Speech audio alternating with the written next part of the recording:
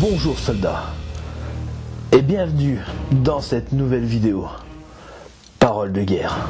Nous allons nous intéresser à toutes ces lettres, que cela soit du côté allié ou du côté ennemi. Toutes ces lettres qu'ils ont écrites à leurs proches. Dans la boue, dans le bruit incroyable et terrifiant des obus. Ces lettres à la fois émouvantes et tristes.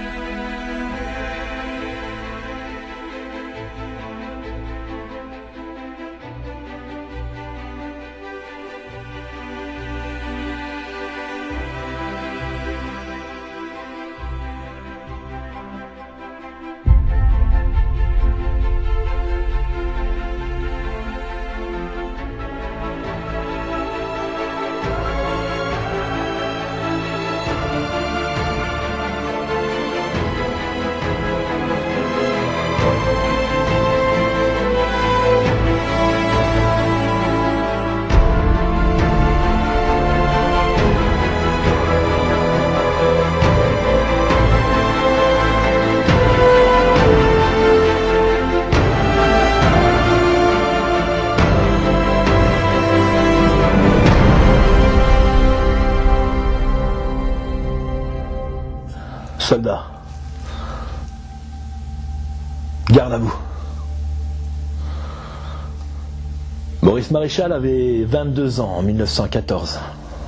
Après la guerre, il deviendrait l'un des plus grands violonistes du monde.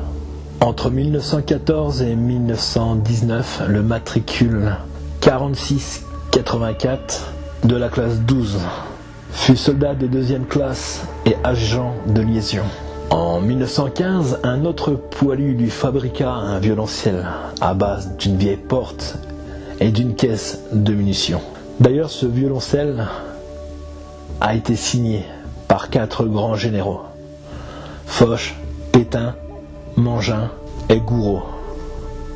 Aujourd'hui, le violoncelle est conservé à Paris, au Conservatoire de la musique. Samedi 1er août 1914, mobilisation générale. Au jour le jour.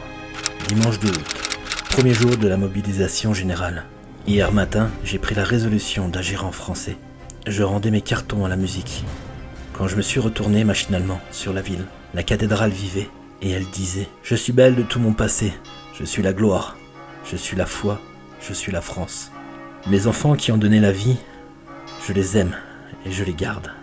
Et les tours de la cathédrale semblaient s'élever vers le ciel, soutenues seulement par un invisible aimant. Et Meyer me dit: vois-tu les boulets dans la cathédrale? J'étais à l'infirmerie, je serai du service armé, et si on touche à la France, je me battrai. Toute la soirée, des mères, des femmes sont venues à la grille. Les malheureuses, beaucoup pleurèrent, mais beaucoup étaient fortes. Maman sera forte, ma petite mère chérie, qui est bien française elle aussi. J'ai reçu sa lettre ce matin. Dimanche. Ici, je te confie un secret. Elle contenait cette lettre.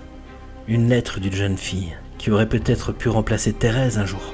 Si je pars, si je meurs, je prie ma petite mère de lui dire combien j'ai été sensible à sa lettre de Villers. Combien je l'ai appréciée dans sa droiture, dans son courage, dans sa grâce. Combien je la remercie des bonnes paroles que j'ai vraiment senti être d'une amie. Je suis sorti ce matin prendre du linge, poser mon violoncelle chez Bérard. J'écris à petite mère. Je ne peux pas écrire à tous, mais je pense pourtant à tous nos amis.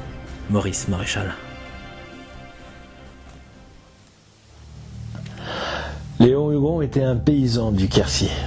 Il était marié depuis 5 ans et demi lorsque celui-ci fut mobilisé le 1er août 1914. D'ailleurs, comme 4 millions de jeunes Français. Il appartenait à la 18e compagnie du 19e régiment d'infanterie de réserve.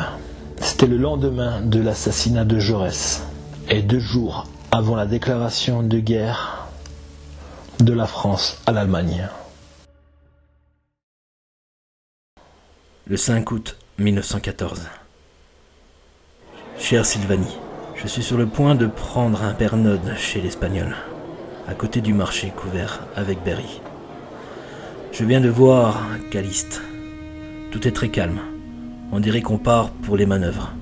Ça ne sera pas la vérité, mais quand même, nous ne sommes pas encore là.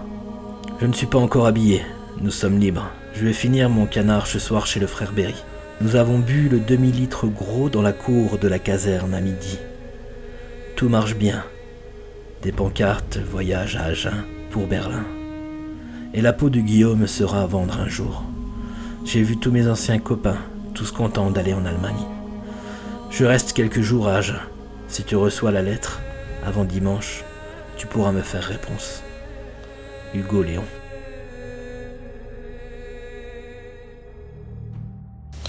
Neuf jours après avoir écrit cette lettre, Alphonse X fut tué par un obus. Mercredi 5 mai 1915. Chérie, voilà le baptême du feu. C'est une chose tout à fait agréable. Tu peux le croire, mais je préfère être loin d'ici plutôt que de vivre dans un vacarme pareil. C'est un véritable enfer. L'air est scieux des obus. On n'en a pas peur pourtant. Nous arrivons dans un petit village où se fait le ravitaillement. Là, on trouve dans les casemates enfoncés dans la terre les gros canons de 155. Il faudrait que tu les entendes cracher cela. Ils sont à 5 km des lignes. Ils tirent à 115 sur l'artillerie-Boche. On sort du village à l'abri d'une petite crête. Là commencent les boyaux de communication. Ce sont des grands fossés de 1 mètre de large et de 2 mètres de profondeur. Nous faisons 3 km dans ces fossés. Après, on arrive aux tranchées, qui sont assez confortables. De temps en temps, on entend siffler quelques balles. Les Boches nous envoient quelques bombes peu redoutables. Nous sommes à 200 mètres des Boches. Ils ne sont pas trop méchants. Je me suis promené à 800 mètres sur une route, à peine si j'en ai entendu 2 siffler. Nous avons affaire à des Bavarois qui doivent en avoir assez de la guerre. Ça va changer d'ici quelques jours. Nous faisons des préparatifs formidables en vue des prochaines attaques. Que se passera-t-il alors? Je n'en sais rien. Mais ce sera terrible, car tout ce que nous faisons, nous prévoyons une chaude affaire. J'ai le cœur gros, mais j'attends toujours confiant. Nous prévoyons le coup prévu avant dimanche. Si tu n'avais pas de mes nouvelles après ce jour, c'est qu'il me sera arrivé quelque chose. D'ailleurs, tu en seras averti par un de mes camarades. Nous sommes en danger, et on peut prévoir la catastrophe. Sois toujours confiante, malgré cela, parce que tous n'y restent pas. Ton Alphonse. Soldats, repos. Sortez des rangs.